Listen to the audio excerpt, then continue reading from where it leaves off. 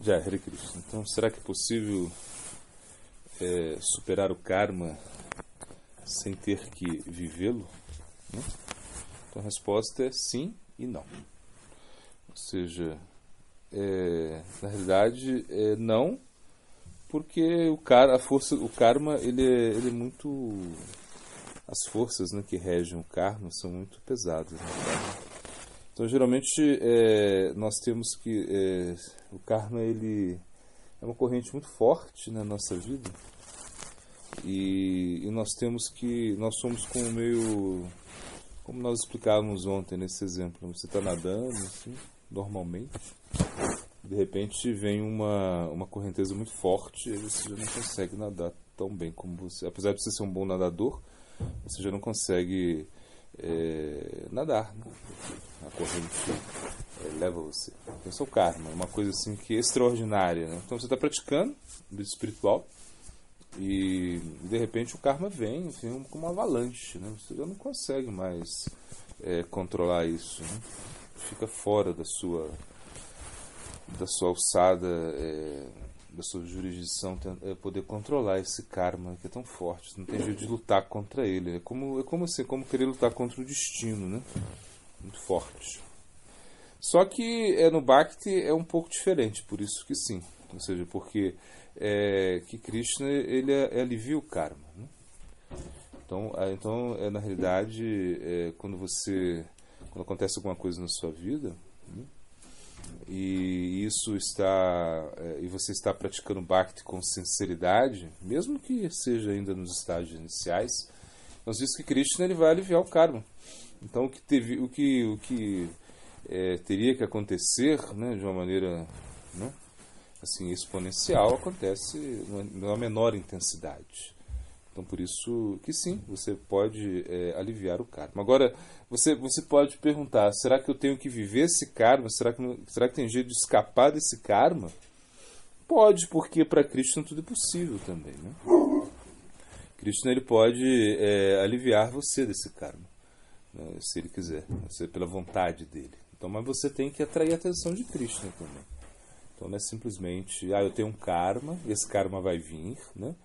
Mas e você não... Se o seu Bhakti, né? Se o seu Bhakti for superior, ele pode realmente mudar o karma. Né?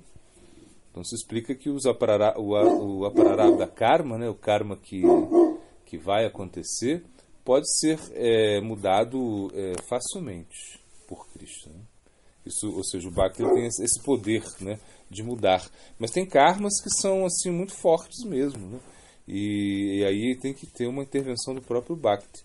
Então, quando o Bhakti ele tem a força, né, de mudar o nosso karma, né, significa que nós recebemos uma espécie de misericórdia de Krishna mesmo, para que a gente não sofra tanto esse karma, para que esse karma realmente não atrapalhe tanto a nossa vida espiritual, né? Mas é isso, o karma ele é um bom professor. Então você tem que entender que o karma ele vai ajudar o seu desenvolvimento espiritual, né? É como uma maneira de polir o seu caráter, né? E Krishna ele diz, né, que se você trabalha para mim, né, então eu vou aliviar você desse karma, né?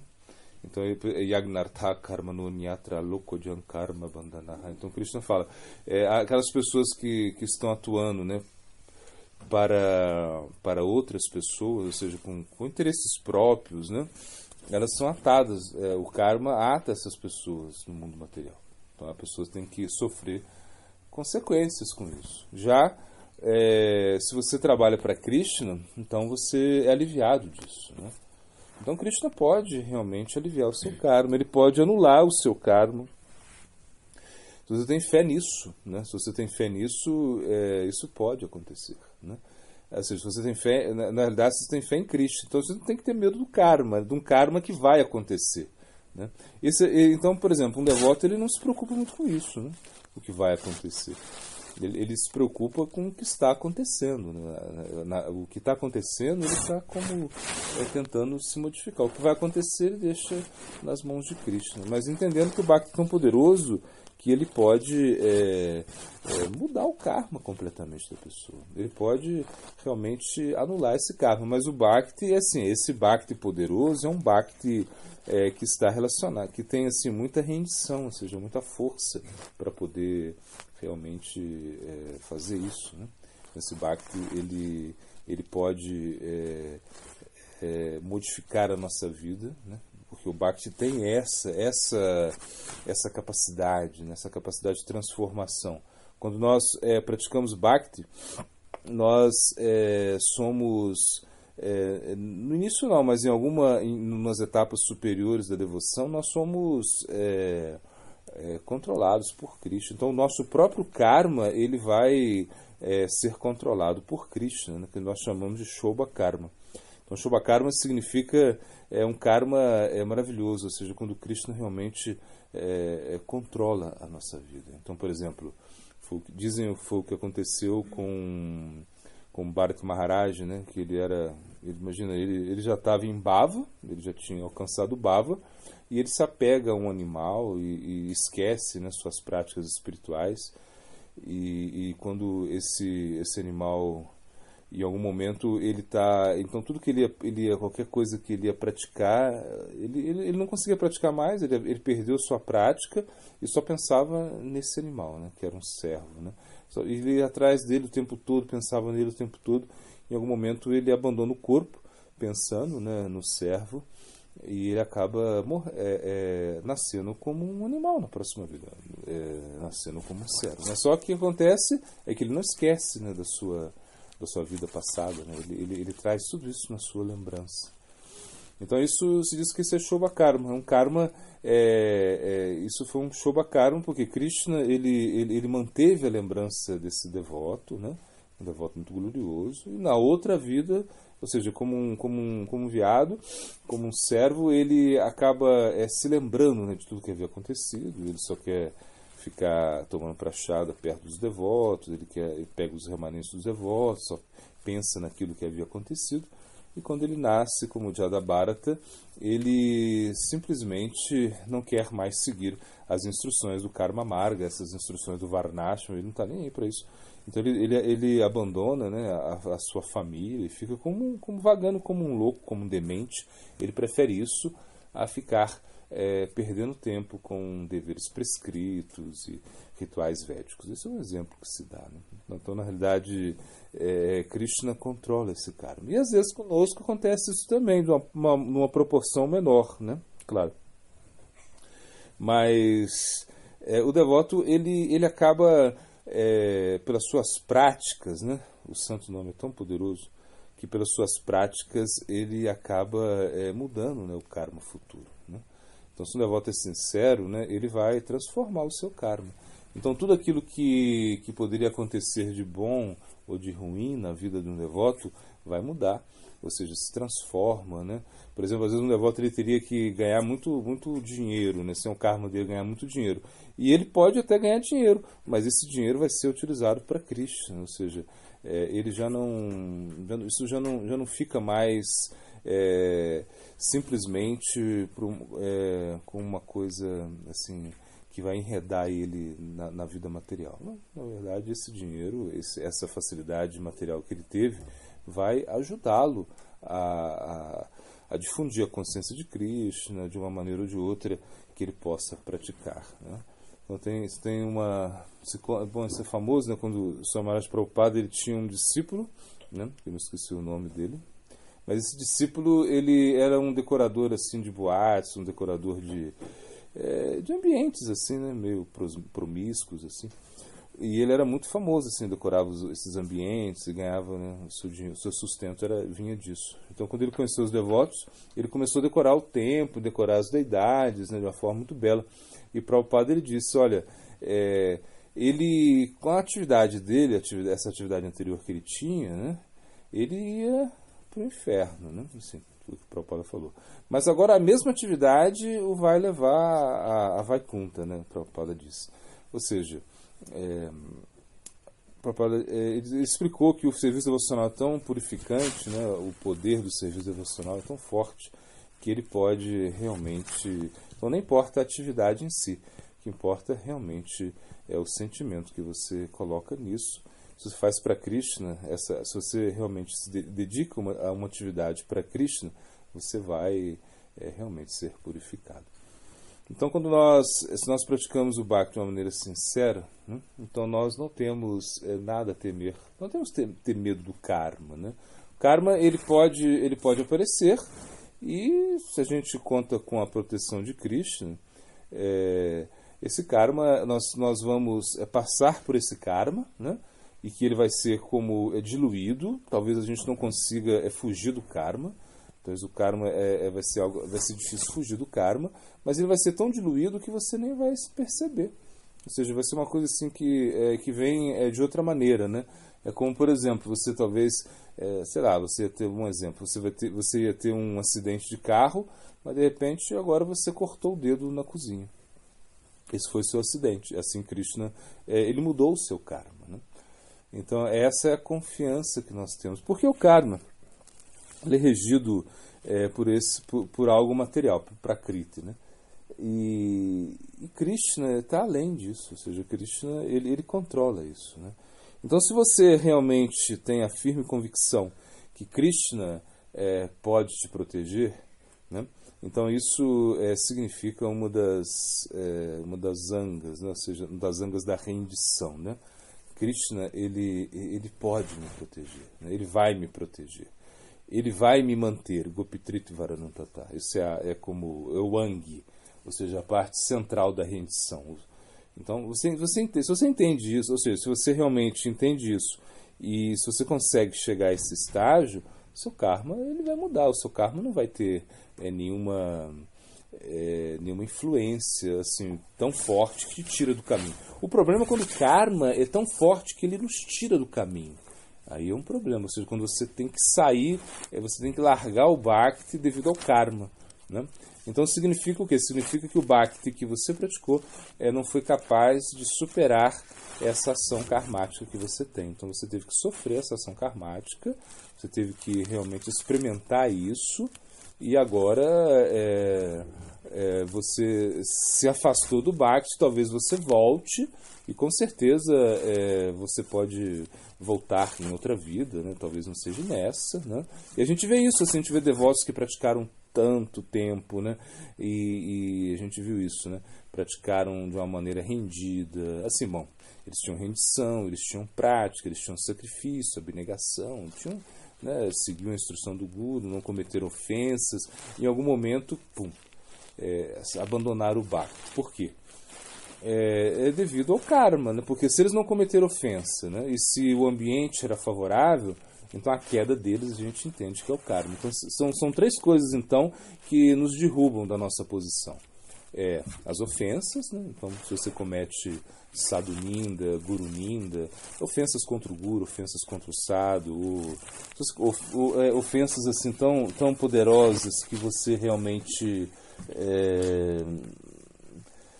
não consegue, ou seja, a ofensa é tão forte que você tem que realmente sair, abandonar você é chutado, né, do serviço devocional, né? Ou o meio ambiente é tão desfavorável, se você não tem sadhusanga apropriado, você não consegue, devido a essa influência do meio ambiente, né, devido à falta de etiqueta, enfim, a vários fatores, né, que podem influenciar a sua prática, você também abandona, né? Mas se não aconteceu nenhuma das duas, a gente entende que é o karma. O karma vem cobrar o preço, né? Então o karma vem cobrar o preço, se o preço é alto, você abandona o Bhakti, ou seja, você saiu do Bhakti. É o que acontece em alguns casos, né? Agora, claro, a gente entende o quê? Que essas pessoas elas vão voltar a praticar o Bhakti de onde elas pararam, elas vão ter que viver esse karma, né? Pagar esse karma, e depois elas vão retornar ao Bhakti, né? Isso pode acontecer também. Mas se uma pessoa, né, ela pratica com sinceridade mesmo, né, se ela se refugia em Krishna, e aí muito dificilmente um karma vai tirá-la, né, do Bhakti. Ou seja, Então é isso, ela tem que acreditar nisso, acreditar que realmente que é possível isso. Né? E também ninguém vai ficar pensando nisso, né? Você não vai ficar praticando, né? E pensando, vai vir um karma, o karma vai me pegar, o karma vai me tirar. Não é como um bicho-papão, né? Então você não tem que ter medo disso. Né? O karma, você não sabe o que vai acontecer. Então é o prarabdha karma, o karma que vai acontecer no futuro. Você não sabe o que vem pelo futuro, não é isso? O prarabdha karma já se manifestou. Esse você não vai mudar tão cedo, né? Não sei quando você chega aí nas fases de Ashakti, Bhava, aí você começa a mudar o prarabdha karma. O karma que já se manifestou. Mas o karma que vai se manifestar, o aprarabdha karma, esse você não muda facilmente. Ou seja, esse você vai mudar facilmente, o aprarabdha karma. Agora, pode ser que tenha um karma tão forte, tão pesado, que ele vai ter que vir mesmo, não tem jeito. Você não pode ficar preocupado com isso, não pode se paralisar por isso, né? Achando que realmente você não vai superar isso, e que Cristo não vai te dar misericórdia. Então no Bhakti a gente sempre conta, né, com a misericórdia de Krishna. No Bhakti a gente sempre conta, a gente espera que Krishna realmente possa nos proteger. Essa é a nossa esperança, né? Krishna ele vai me proteger, Krishna ele vai cuidar de mim, né? Então nós somos assim, nós estamos assim diante de Krishna, assim como se diz que a gente é como um animal, assim como por exemplo você compra um animal, você dá esse exemplo, uma pessoa compra um animal, então ela faz o que ela quiser com o animal, né? Porque ela comprou o animal, né? Assim, algo assim. Então da mesma forma, se nós realmente somos, né? Se nós fomos comprados por Krishna, então a gente que Krishna faça a vontade dele. Como, por exemplo, um grande exemplo disso é Jesus Cristo, né? Ele, em algum momento, né, quando ele já estava aí, foi condenado, ou seja, ele sabia que ia, né, ter que passar por tudo aquilo, né, ia ser crucificado, enfim. Ele diz, né, ó Pai, que seja feita a vossa vontade. Né? Ele falou assim. Isso realmente é um sentimento de muita rendição, né? Se é a sua vontade, eu vou cumprir isso. Então, isso que a gente também tem que entender. É essa firme convicção, né? Essa Shraddha, Shraddha Shabe Vishvasakari Sudrida Nishchaya, Krishna Bhakti Kale Sarva Karma Krita Roy. Ou seja, essa convicção firme que você tem, que por praticar o Bhakti, todos os outros propósitos serão preenchidos simplesmente com Bhakti. Essa é a ideia. Então não devemos temer ao karma, ou seja, nós não podemos ficar pensando, né, que vai vir um karma tão pesado que vai tirar a gente do Bhakti. Isso é uma coisa absurda, né? Ou seja, por mais que você tenha uma intuição, sei lá, que vai vir um karma, que você pode sentir que o karma vem, não se preocupe com isso. Tenha fé em Krishna, tenha fé no Santo Nome, tenha fé em Nrsimhadeva. Claro, orar sempre para Nrsimhadeva. A gente deve sempre orar o Sr. Nrsimhadeva, né, para que ele realmente possa retirar os obstáculos da nossa vida espiritual, para que ele possa nos proteger na devoção. Isso é muito importante, né, desenvolver essa classe de oração, essa classe de entrega, de rendição. E realmente venha o que vier, aconteça o que acontecer, nós temos que entender que é a vontade de Krishna. E como se explica também, nenhuma folhinha se move sem o desejo de Krishna. Então foi o desejo de Krishna que se o karma vem na nossa vida, esse é o desejo de Krishna, né? E o karma vem para me ensinar, ele não é inimigo, então você aceita isso. E na realidade também, Krishna ele não te dá uma prova que você não seja capaz de superar. Também se explica isso. Então ele vai te dar um obstáculo que você é capaz de superar. Agora, se você realmente deseja, né, a perfeição, você tem que estar preparado para realmente aceitar qualquer provação. Então você não pode ter medo de ser provado. A qualquer momento você vai ser provado e você deverá sempre se refugiar em Krishna. Essa é a ideia. Gora Premananda.